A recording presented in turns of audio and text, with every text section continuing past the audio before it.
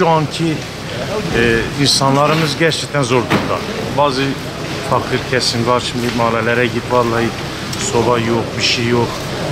Ben kaliferli evde oturduğum halde şu anda eksi 60'ta yakıyoruz kaliferi, vallahi evler ısınamıyor. Yürüyemiyoruz, vallahi gece ben kalktım çekmişim 37 derece.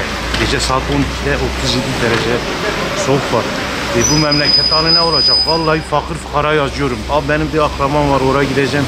Suları donmuş, telefon açmış, şimdi oraya gidiyorum. Bunları nasıl açacağız, nasıl ya?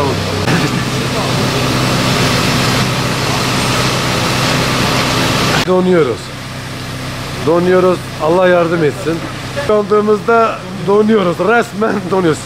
Sibirya desek yeridir yani.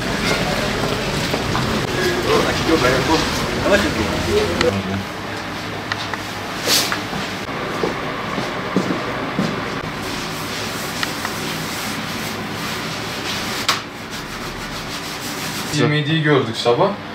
Gece tabii ki daha soğuk havalar da görüyoruz. Sabahları bu şekilde müdahale etmek zorunda kalıyoruz. Camlarımız buz tutuyor.